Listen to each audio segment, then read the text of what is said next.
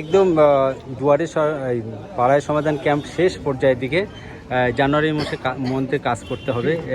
বিভিন্ন রকম সমস্যা, ছোট ছোট সমস্যা নিয়ে এলাকার মানুষরাই তাদের অভিযোগ জানাচ্ছে এবং এখানে 147 ওয়াটে জল নিকাশির একটা সমস্যা রয়েছে। কি বলবেন? মানুষ তো নিজের কথা বলেছে, সে কথাই বলেছে, ওগুলো নিয়ে হয়েছে। ফার্স্ট সেকেন্ড থার্ড করে অগ্রাধিকার হয়েছে। অগ্রাধিকার মধ্যে নিয়ে আমরা চিহ্নিত করে স্কিম তৈরি করে একদম আমরা কাজ জানুয়ারি মাসের মধ্যে কাজ শুরু হবে এই গ্যারান্টি দিয়ে ব্যাপারটাকে করার চেষ্টা হচ্ছে। যে ক্যাম্পগুলো আগে হয়েছে তার অলরেডি স্কিম তৈরি হয়ে গেছে। ফার্স্ট একটা দুর্গাপুজোর আগে থেকে শুরু হয়েছে, দুর্গাপুজোর মধ্যে আমাদের কিছু অবশিষ্ট কিছু বাকি ছিল। 75 থেকে 80% ক্যাম্পই আমাদের দুর্গাপুজোর আগে শেষ হয়েছে। 20% ক্যাম্প আমাদের বাকি ছিল। এই যেহেতু আমাদের লাস্ট ক্যাম্প এই করে করা হয়েছে। সব জায়গায় বিচ্ছিন্ন কিছু ক্যাম্প শহর হোক, বাকি ছিল সেগুলো সব কমপ্লিট করে দেওয়া হয়েছে। এবার সবটা স্কিম নিয়ে ব্যাপারটাকে রাখবে। আপনারা সবাই মিলে জানেন যে 80,000 বুথ, এটা বাড়বে বই কমবে না। প্রতি বুথে 10 লক্ষ টাকা, 8,000 কোটি টাকা আমাদের নিজস্ব কোষাগার থেকে এটা করা হয়েছে। 2 লক্ষ হাজার কোটি টাকা প্রাপ্য টাকা আমাদের কেন্দ্রীয় সরকার দিচ্ছে না, আমাদের রাজ্যকে বঞ্চনা করছে। আমাদের মুখ্যমন্ত্রী নিজস্ব রিসোর্স দিয়ে এই কাজটাকে করছেন। একটা যুগান্তকারী সিদ্ধান্ত। স্বাধীন ভারতে কেউই কোনো মুখ্যমন্ত্রী কাজ করেনি। ক্ষমতা বিকেন্দ্রীকরণ মানে গান্ধীজির যে স্বপ্ন বাস্তবে রূপদান করছেন আমাদের মুখ্যমন্ত্রী।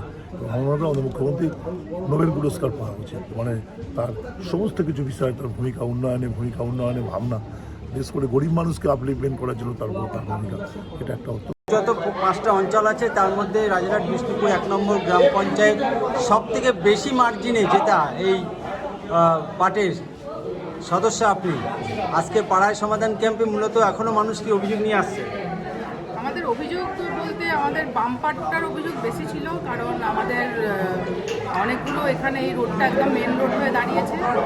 মেন রোডে গাড়ির চাপ অনেক বেশি এবং আমাদের বাম্পার করা ছিল। সেই বাম্পারগুলো এই বিভিন্ন কোম্পানি এখানে এসেছে, যেমন সুইগি, জোম্যাটো, জেপটো এগুলো আছে। এদের অনেক ডেলিভারি বয় আছে, যাতায়াত করে, যার জন্য মানে গাড়ির চাপের জন্যই মেনলি আমাদের বাম্পারগুলো নষ্ট হয়ে গেছে। তো বাম্পার নষ্ট হওয়ার কারণে আমাদের অনেকগুলো এখানে দুর্ঘটনা ঘটে গেছে, মৃত্যু পর্যন্ত ঘটেছে। আমাদের বাম্পারের আবেদনটা আমাদের ছিল।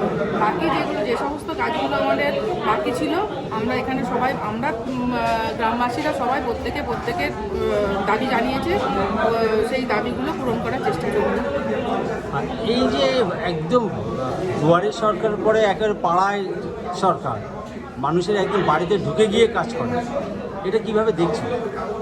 আশা, ভরসা, বিশ্বাস, ভালোবাসা, শ্রদ্ধা, ভক্তি, অনেক প্রণাম আমাদের মাননীয় মানবদরদী জনকল্যাণমুখী আমাদের শ্রীমতী মমতা বন্দ্যোপাধ্যায়কে ধন্যবাদ জানিয়ে আমাদের কাছে যে আমাদের সরকার যে আমাদের পাড়ায় ঢুকে গেছে, এর থেকে বড় কৃতিত্ব আমাদের ভারতবর্ষে কোথাও ঘটেনি।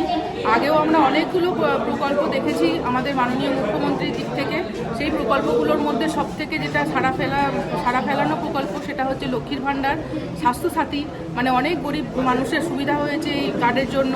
এবং লক্ষ্মীর ভাণ্ডারটা আমরা জানি যে আমাদের নোবেলজয়ী অমর্ত্য সেন কোভিডকালে বলেছিলেন যে মানুষের হাতে ক্যাশ পয়সার দরকার, ক্যাশ টাকা যদি মানুষের হাতে থাকে মানুষের অভাব কিছুটা তাড়ানো যায়। কিন্তু আমাদের সবার হাতে না দিতে পারলেও বাড়িতে মহিলাদের হাতে আমরা আমাদের দিদির মাথা থেকে এটা এসেছে যে মহিলাদের হাতে সরাসরি ব্যাংকের মাধ্যমে 1000 টাকা করে, 500 টাকা আগে ছিল, এখন 1000 টাকা করে লক্ষ্মীর ভাণ্ডার রূপে সেটা ঢুকছে প্রত্যেক মাসে। আমরা চাইতে কারোর কাছে হাত পাততে হয় না। মহিলাদের আমরা জানি, আমি নিজে একটা মহিলা, আমি যদি কোথাও একটু বেরোই আমাকে বাসের ভাড়াটা পর্যন্ত আমার বাড়ির লোকের কাছ থেকে চাইতে হতো। কিন্তু এখন এই 1000 টাকা আমার কাছে অনেক কিছু।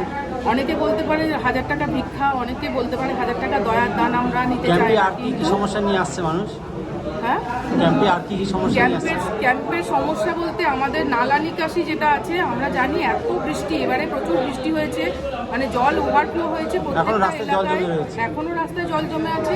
নালা নিকাশি ব্যবস্থা যতটা আমরা তাড়াতাড়ি করতে পারি, নিকাশি ব্যবস্থাটাই আমরা ম্যাক্সিমাম এখান থেকে মানুষ তুলে ধরেছেন, যাতে নিকাশি ব্যবস্থা ভালো হয়। এবং নিকাশি ব্যবস্থা ভালো থাকলে আমাদের রাস্তাঘাটের এত ক্ষতি হবে না। আর আমাদের এই রাস্তাটা যেহেতু মেন, আমরা চাই সবসময় সুন্দর রাখতে, কারণ আমাদের সবার সাহায্য আছে এখানে। আমাদের বিধায়ক তাপস চ্যাটার্জির সাহায্য আছে, আমাদের মাননীয় সভাপতি 3 বারের সভাপতি, 4 বারের সভাপতি হয়েছেন, সেই সভাপতির অবদান আছে অনেকটা। সবাইকে নিয়ে আমরা এগিয়ে আমাদের থেকে বেশি ভোট, তাহলে কি পঞ্চায়েতটাও সব থেকে বেশি ভালো কাজ বা মডেল পঞ্চায়েত হবে?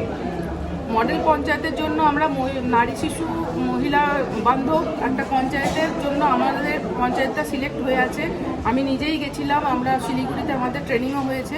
আমরা সবসময় চেষ্টা করব আমাদের পঞ্চায়েত যাতে 1 নম্বরে থাকে, আমরা সবসময় চেষ্টা করব মানুষের সেইভাবে পরিষেবাটা দেওয়ার চেষ্টা করব।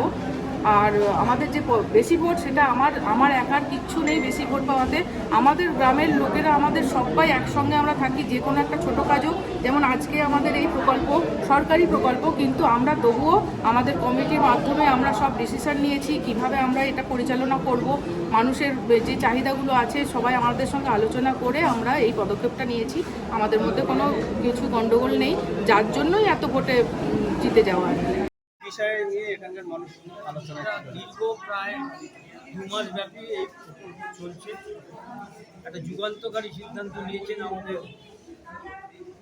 জনপ্রিয় মুখ্যমন্ত্রী, মানুষের সুখ দুঃখের সাথী মমতা বন্দ্যোপাধ্যায়। আমাদের সমাধান, আমাদের মাঝিরাটি পরতপাড়া সর্দারপাড়া 3টে পার্ট নিয়ে এটা হচ্ছে। কত পার্ট? এটা হচ্ছে আমাদের 146, 147 আর 154। এই 3টে পার্ট নিয়ে আমাদের এই মাঝিরাটি প্রাইমারি স্কুল হচ্ছে।